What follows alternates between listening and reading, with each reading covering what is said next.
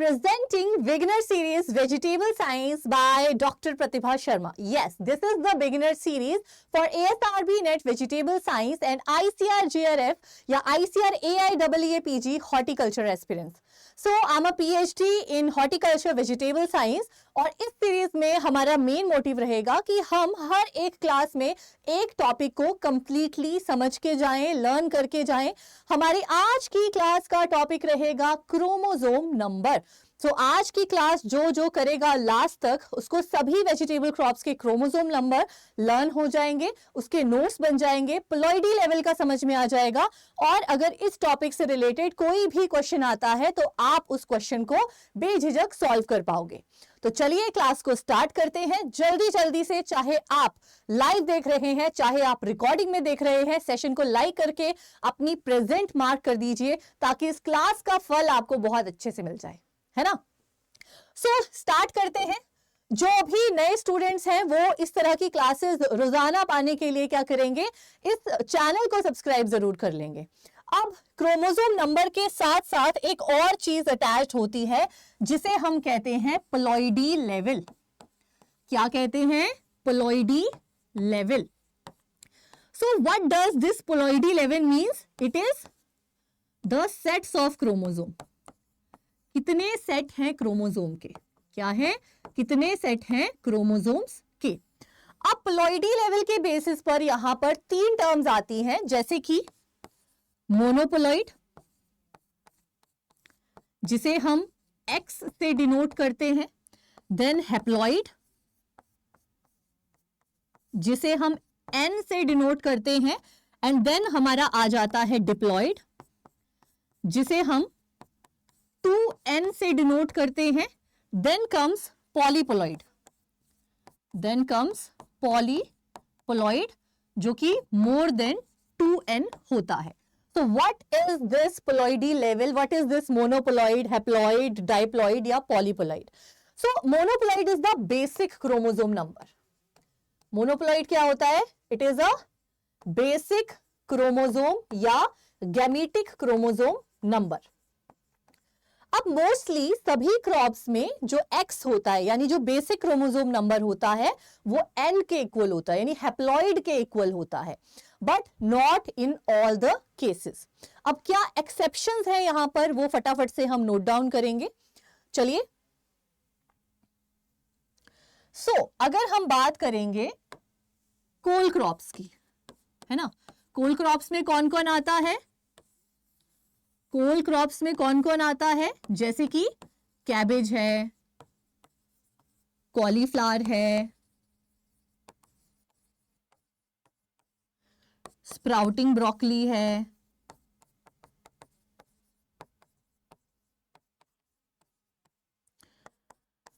Known खोल है, केल है और ब्रूसेल्स स्प्राउट है। ठीक है, ये सब क्या होते हैं? कोल क्रॉप्स होती हैं। अब इन सब का जो डिप्लॉइड क्रोमोसोम नंबर है दैट इज योर 18। ठीक है, हैप्लॉइड होता है single set, always half to the diploid, मतलब 18/2, ये हो जाएगा 9।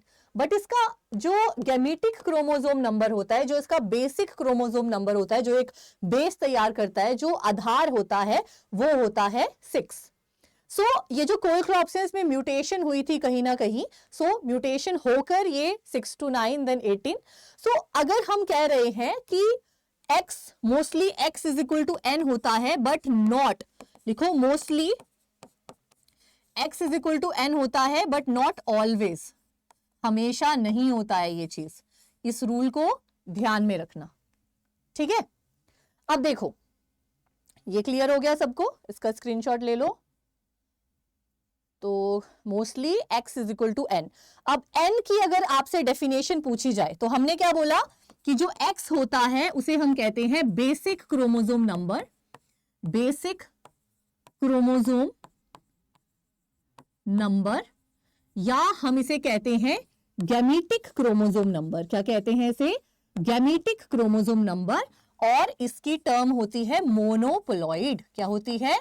मोनोप्लॉइड। एक्स से डिनोट किया जाता है। अब सेकंड जो हमने हैप्लॉइड पढ़ा, हैप्लॉइड, हैप्लॉइड क्या होता है? सबसे पहले इसको स्मॉल n से डिनोट करते हैं और हम बोलते हैं single set of chromosome number. क्या बोलते हैं? Single set of chromosome number. ठीक है, single set of chromosomes. For example अगर हम कह रहे हैं कि सबसे पहले डिप्लॉइड भी लिख ही लो, डिप्लॉइड होता है 2n यानी 2 sets of chromosome, 2 sets of chromosomes. ठीक है, अब मोस्ट ऑफ द ऑर्गेनिज्म, हम कैसे हैं? डिप्लॉइड है। एक सेट मम्मी से आया है, एक सेट पापा से आया है। तो एक फीमेल पेरेंट से सेट आता है, एक मेल पेरेंट से सेट आता है। जो गैमीट्स होते हैं, मतलब जब फर्टिलाइजेशन होती है, मेल और फीमेल गैमीट मिलते हैं, तो जो पोलन होता है प्लांट्स में, पोलन, वो भी हैप्लॉइड नेचर का होता है, having single set of chromosome. और जो एग होता है वो भी हैप्लॉइड होता है, having single set of chromosome. ठीक है, जब हैप्लॉइड और हैप्लॉइड आपस में मिलते हैं तो वो क्या बनाते हैं? वो डिप्लॉइड बनाते हैं। ठीक है, यानी जो एक बेबी होता है, एक जाइगोट होता है, वो कैसा होता है? डिप्लॉइड होता है, हैविंग 2 सेट्स ऑफ क्रोमोसोम। अब देखिए, जैसे कि मैंने कहा कि मटर में 2n is equal to 14 chromosome होते हैं। किसमें? या तो हम क्यूकम्बर में बोलेंगे या तो हम जैसे मटर में बोलेंगे। क्या बोला हमने? कि मटर में 2n इज इक्वल टू 14 होता है। इसका मतलब क्या होगा कि एक मटर है, उसमें 1, 2, इस तरफ भी,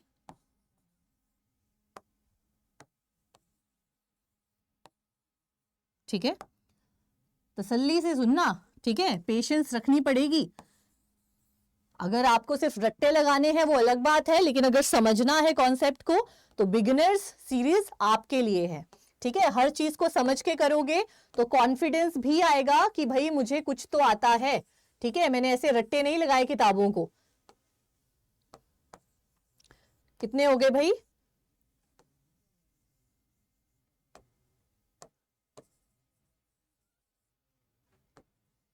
हो गए 7 1 2 3 4 5 6 हुए अभी, है ना। एक लास्ट कर लेते हैं, ये वाला। ठीक है, ये वाला।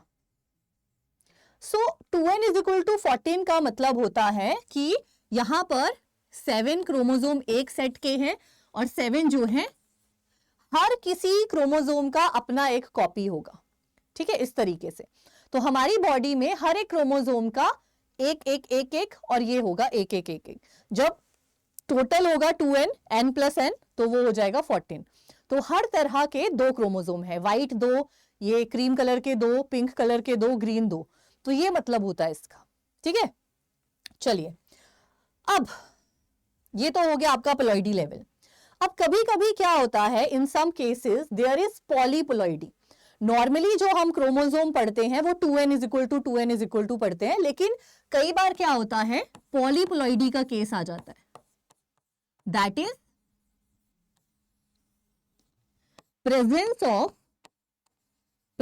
Of more than 2 sets of chromosomes, more than 2 sets of chromosome।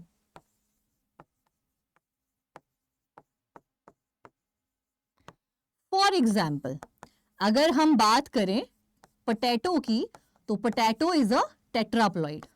अब 4x का मतलब है tetraploid, that is having 4 sets of chromosome. Tetra मतलब 4।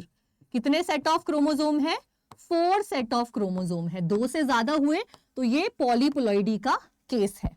सेम अगर हम लीक की बात करें या हम कुरट की बात करें, ये सब भी 4x इज इक्वल टू 32 और 4x इज इक्वल टू 32 होता है। उसके बाद अगर हम बात करें स्वीट पोटैटो की, तो स्वीट पोटैटो जो है वो कैसा होता है? 6x, मतलब हेक्सापोलॉइड। स्वीट पोटैटो कैसा होता है? हेक्सापोलॉइड नेचर का होता है, यानी हैविंग 6 सेट्स ऑफ क्रोमोसोम। उसके बाद जैसे कि आपका कोलोकेशिया है, कोलोकेशिया में भी कहीं कहीं पर आपको 3x इज इक्वल टू 42। ठीक है, मतलब आपको ट्रिप्लॉइड चीजें दिखेंगी।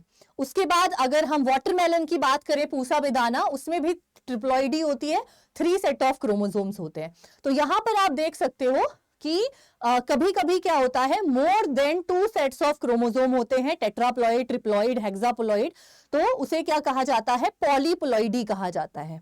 अब अगर हम ओकरा की बात करें, भिंडी, ओकरा, तो वो क्या है, एम्फीडिप्लॉइड है, एम्फीडिप्लॉइड। अब देखो एम्फीडिप्लॉइड, एम्फी का मतलब होता है बोथ, क्या होता है एम्फी का मतलब, बोथ, यानी दोनों पेरेंट्स अपना डिप्लॉइड कंट्रीब्यूशन कर रहे हैं।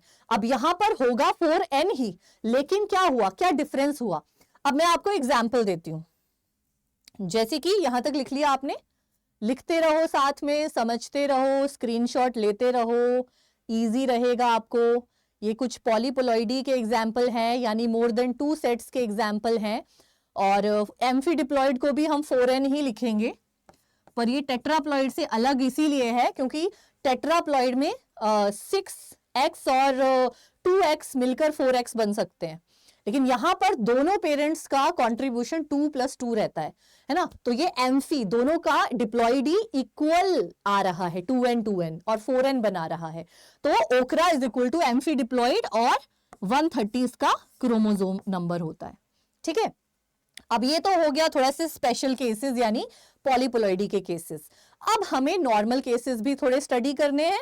तो अब नॉर्मल सभी वेजिटेबल क्रॉप्स के क्रोमोसोम नंबर लर्न करने के लिए आपको मैं नोट्स बनवा रही हूं और एक ट्रिक बता रही हूं जो आपको फॉलो करनी है इस क्लास के जरिए से।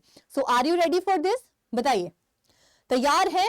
जल्दी से तैयार है तो सेशन को सभी स्टूडेंट्स लाइक कर देंगे, बिना किसी भेदभाव के, बिना किसी ईगो के। जल्दी जल्दी से सेशन को लाइक कर दो और फिर ट्रिक आपके सामने है। देखिए, जब आप अपनी नोटबुक्स पे नोट्स बनाओगे तो आपको स्टार्ट करना है सबसे छोटे नंबर से, और ध्यान में रखिएगा कि वेजिटेबल क्रॉप्स में सबसे छोटा नंबर जो क्रोमोसोम्स का होता है वो है 12। क्या है? सबसे कम क्रोमोसोम नंबर किसी का है तो वो है 12। ब से 12, ब से ब्रॉड बीन, ब से 12, ब से ब्रॉड बीन। तो जो ब्रॉड बीन है वो क्या है? 12 क्रोमोसोम नंबर रखती है और डिप्लॉइड है। दूसरा जो स्पिनच होता है, बहुत कम लोगों को साग पसंद आता है, स्पिनच पसंद आता है, तो ऐसे याद रखना स्पिनच का भी सबसे कम क्रोमोसोम नंबर है, दैट इज 12। 12 से कम किसी का डिप्लॉइड क्रोमोसोम नंबर नहीं है वेजिटेबल में। क्लियर हो गया 12 वाला? तो लिख लो 12 is equal to 2n is equal to 12 किसका है? ब्रॉड बीन का है और स्पिनच का है। फिर थोड़ा सा आगे बढ़ते हैं, 2n is equal to 14। 14 chromosome number किस किस का है? एक तो मटर का है, गार्डन पी का, मटर का, और उसके बाद खीरा, क्यूकंबर, क्यूकंबर के साथ साथ घेरकिन, उसी का भाई बहन है घेरकिन, उसका भी आपका 14 ही होता है, and cluster bean, cluster bean का भी 14 होता है क्रोमोसोम नंबर। फिर 14 के बाद लिख लो 16 वाले, 16 वाले। 16 क्रोमोसोम नंबर होता है इलियेसी फैमिली के अनियन, गार्लिक, शैलेट, फिर आप चाहे टॉप अनियन लिख लो, इसमें आप मल्टीप्लायर अनियन लिख लो, मल्टीप्लायर अनियन, फिर आप वेल्श अनियन लिख लो, ठीक है, फिस्टुलोसम है ना, वेल्श अनियन, ये सभी का क्रोमोसोम नंबर 16 होता है, ठीक है।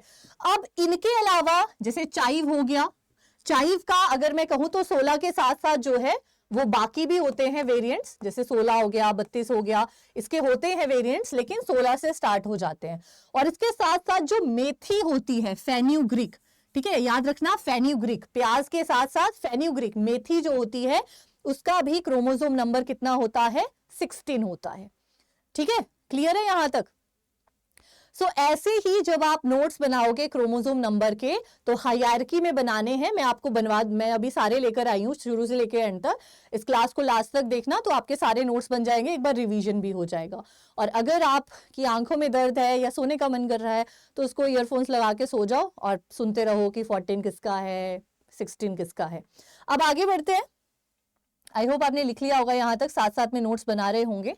अब आते हैं 18, है ना, 18। तो ऐसे याद रखना 18, 18 जब उम्र हो जाती है ना तो आप थोड़े से वो हो जाते हो, क्या बोलते हैं, एडल्ट, बालिग, है ना, बालिग बोलते हैं, जो भी बोलते हैं ना। तो यहाँ पे जो कोल क्रॉप्स हैं हमारी, है ना, प्यारी प्यारी सी गोभी, पत्ता गोभी, ये ब्रोकली, ये सारी किसकी है? 18 की है।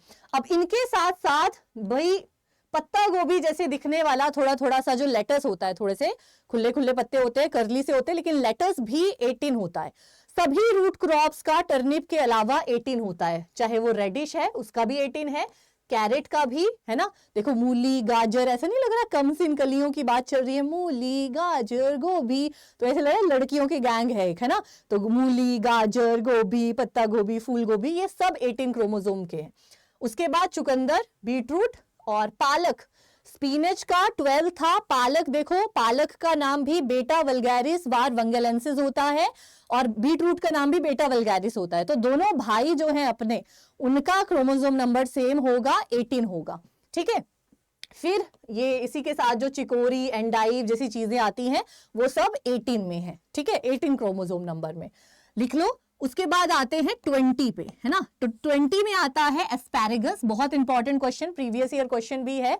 एस्पैरेगस की फैमिली मोनोकॉट फैमिली है, एक कॉटिलिडॉन होता है इसके सीड्स में, और लिलिएसी फैमिली है ना। तो एस्पैरेगस का 20 है, टर्निप और चाइनीज कैबेज का 20 है। फिर आता है 22, देखो सबसे ज्यादा क्रोमोसोम ऐसा लगता है 20, सबसे ज्यादा वेजिटेबल्स 22 की ही है।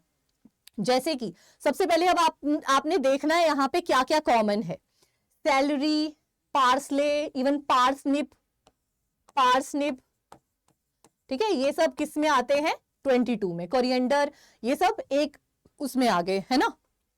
अब आते हैं हम मेलन्स पे। तो ब से 22, ब से वाटरमेलन और ब से बॉटल गॉर्ड और ब से ही बिटर गॉर्ड। तो ऐसे याद रखना कि ज्यादातर जो ब वाले शुरू होने वाले कुकुरबिट्स थे वो ब से 22 क्रोमोसोम रखते थे, है ना। जैसे ब से बॉटल गॉर्ड, ब से बिटर गॉर्ड, ब से वाटरमेलन, ये तीनों किस में आ गए? 22 में आ गए, है ना। अब देखो वाटरमेलन का भाई है राउंड मेलन, वाटरमेलन भी सिट्रुलस है और ये भी सिट्रुलस है। तो वाटरमेलन के जैसा ही है राउंड मेलन, अपना टिंडा, उसका भी 22 क्रोमोसोम कर दो, ठीक है। उसके बाद बिटर गॉड के बाद अपना जो पॉइंटेड गॉड है ना, टू द पॉइंटेड गॉड और स्नेक गॉड, ये भी दोनों गॉड्स, स्नेक गॉड और पॉइंटेड गॉड, यानी इनके बीच में क्या कॉमन है? ट्राइकोजेंथिस जीनस। इसका मतलब जो ट्राइकोजेंथिस जीनस है पॉइंटेड गॉड और स्नेक गॉड का, उसका भी क्रोमोसोम नंबर होता है 22, ठीक है। फिर French bean, lima bean, lablab bean, ज्यादातर जो बीन्स हैं, yam bean, lablab, lima, French bean, winged bean और काउपी, ये मोस्ट ऑफ द लेग्यूम्स भी ऐसे हैं। अब देखो आपने क्लस्टर बीन पढ़ा था एक अलग, है ना, और ब्रॉड बीन पढ़ा था ब से 12, है ना। बाकी की बीन्स, ब से जो बीन्स है मोस्टली उनका भी 22 है। ऐसे याद रखना, मोस्टली जो ब से बीन्स है उनका भी 22 क्रोमोसोम नंबर है, ठीक है। तो ये आप इसके नोट्स बना सकते हो, इसका स्क्रीनशॉट ले सकते हो, दोबारा इस वीडियो को देख सकते हो। और अच्छा, कोई भी तुम्हें क्वेरी या डाउट हो तो आप इस पे मुझे मेल कर सकते हो। This is my official ID pratibha.sharma@247.com। कुछ स्टूडेंट्स जीमेल लगा देते हैं @ अड्डा आएगा, जीमेल नहीं आएगा, @247.com। तो इस पे मुझे मैसेज कर लेना, कोई भी क्वेरीज होंगी, कुछ भी आपको प्रॉब्लम आ रही होगी तैयारी करने में, ठीक है। ओके, सो आगे बढ़ते हैं। नेक्स्ट आता है 2n = 24। तो 24 में एक तो आपका आएगा अडॉय टाइप तारों का 2x। अब कई जगह पे ना इसको तारों को 28 भी दिया गया है, तो थोड़े से ये मतलब थोड़ा सा वेरिएबल है ना। अब अगर हम बात करें यहाँ पर मालाबार स्पिनच यानी बसेला, तो बसेला भी 24, है ना। ऐसे याद रखना कि ज्यादातर जो लोग बसते हैं, मतलब सेटल हो जाते हैं, बस जाते हैं, वो 24 की उम्र में बस जाते हैं। ज्यादातर लोग बसते कब हैं, सेटल कब होते हैं वो, और मालदार कब होते हैं? 24 की उम्र में होते हैं, है ना, सब पढ़ाई पढ़ाई खत्म करके। उसके बाद मस्क मेलन, घेरकिन का 24 आया, अच्छा वो 14 हटा देना स्टार्टिंग से, घेरकिन 24 में रखना, ठीक है। तो वो 14 जो मैंने क्यूकम्बर के साथ बताया था वो हटा देना, ओके। उसके बाद आता है वैक्स गॉड, है ना, wax gourd, ivy gourd, brinjal. अच्छा, ये सोलेनेशियस क्रॉप जो है ये तो सबको ही याद है, ब्रिंजल, टोमेटो और चिली जो है वो क्या होते हैं 24, और क्योंकि पोटैटो इज टेट्राप्लॉइड तो वो सीधा 48 जाएगा, है ना। और सबके एक्स भी याद कर लेना, एक्स इज इक्वल टू किसका है, ये जैसे इसका एक्स पूछा जाता है, पोटैटो का एक्स की क्या है, तो 12 है, कितना है 12 है। तो इसका बेसिक क्रोमोसोम नंबर भी पूछा जाता है, याद रखिएगा। उसके बाद भाई 2n इज इक्वल टू 26। अब याद रखना कि जो चीज थोड़ी सी डिफरेंट है, जैसे कि ये वाली टैनिया आ गया, तारो, स्वयं तारो, जाइंट तारो, उसके बाद elephant foot yam, ridge gourd, sponge gourd, तो ये जो लूफा है वो 26 है, लूफा 26। और उसके बाद जो स्पाइन गॉड आता है ना, स्पाइन गॉड, चाओ चाओ, ड्रम स्टिक, ये सबसे अलग है, देखो ड्रम स्टिक, चाओ चाओ और साथ ही साथ जो है स्पाइन गॉड, तो ये इंपॉर्टेंट हो जाता है क्योंकि बहुत कॉमन वाले नहीं पूछे जाते हैं, जो थोड़े से अनकॉमन होते हैं वो पूछे जाते हैं। कई बार तो मैच ऑफ द फॉलोइंग आपको दी जाती है कि सब क्रोमोसोम नंबर को मैच करो 4-5 को, है ना, तो उसमें फिर प्रॉब्लम हो जाती है, एक भी ना आता हो या 2 नहीं आते हो तो सारे गलत होने के चांसेस रहते हैं। ठीक है, तो ये मेन वाले ये थोड़े से डिफरेंट है, इनको याद कर लेना 26 और 28 को, बाकी तो फिर भी आ जाते हैं, जैसे तारो है ना। चलिए, तो इसको भी लिख लेना, इसका स्क्रीनशॉट ले लो, कौन कौन से 26 हैं, कौन कौन से 28 हैं, कौन कौन से 24 हैं। ठीक है, एक बार फिर से रिपीट करूंगी, 24 क्रोमोसोम नंबर है eddoe type, Malabar spinach, eddoe type of taro, Malabar spinach या उसी हम बसेला बोलते हैं, muskmelon, gherkin, wax gourd, ivy gourd, brinjal, tomato, chilli. 26 का आ जाएगा giant taro, swamp taro, tannia, tannia, elephant foot yam, ridge gourd, sponge gourd. 28 is most important, spine gourd, chow chow, which is a single seeded vegetable, and drumstick. drumstick को और क्या बोला जाता है, देखो chow chow को और बोला जाता है चायोटे, चायोटे, और ड्रमस्टिक को और बोला जाता है मोरिंगा,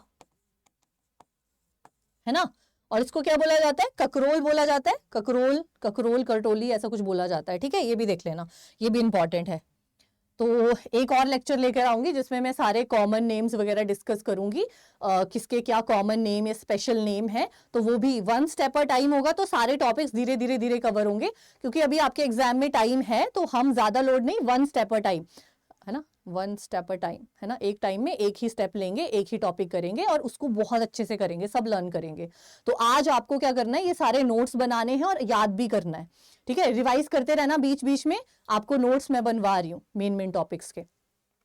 उसके बाद आता है बाकी, अगर आपको फुल ऑन क्रॉप वाइज पढ़ना है, आपको नोट्स भी चाहिए, आपको टेलीग्राम ग्रुप भी चाहिए डाउट डिस्कशन एमसीक्यूज प्रैक्टिस के लिए, तो आप जो है बैच में एनरोल कर सकते हो। एएसआरबी नेट वेजिटेबल साइंस का बैच लॉन्च हो चुका है, 9 जनवरी को स्टार्ट होगा, और इसके साथ साथ आईसीआर-जेआरएफ का तो ऑलरेडी चल रहा है, उसमें फ्रूट साइंस और फ्लोरिकल्चर हो भी गया है ना। और अगर आपको बैच से रिलेटेड कोई भी और क्वेरीज हैं तो आप मुझे मेल कर सकते हो, बाकी मैं लास्ट में आपको बताऊंगी how to enroll, where you will get the batch and everything. अब अगला है 2n इज इक्वल टू 32, तो 32 में आते हैं ये 4x लीक, कूरट भी 4x है, न्यूजीलैंड स्पिनेच 2n है, लेकिन जो न्यूजीलैंड स्पिनेच है वो 32 है। देखो जो अपना नॉर्मल स्पिनेच था, है ना, जिसे हम विलायती पालक भी बोलते हैं, वो था 12, है ना, और ये जो न्यूजीलैंड स्पिनेच है ये है 32। और मालाबार स्पिनेच का क्या था, बसेला का क्या था, कब बसते हो आप, मालाबार स्पिनेच और बसेला का 24 था, है ना। तो ऐसे ही थोड़ा थोड़ा याद करोगे, डिस्कशन करोगे, नोट्स बनाओगे, तभी तो मजा आएगा। क्यों आ रहा है मजा थोड़ा। चलिए, अब आता है एमेरेंथस, अमर। ठीक है, अमर भी कब, 32 में अमर हो जाओगे, है ना। तो उसके बाद मीठा करेला, भाई मीठा करेला मोमोर्डिका जीनस का नहीं है, दिस इज समथिंग डिफरेंट, और उसका क्रोमोसोम नंबर होता है 32।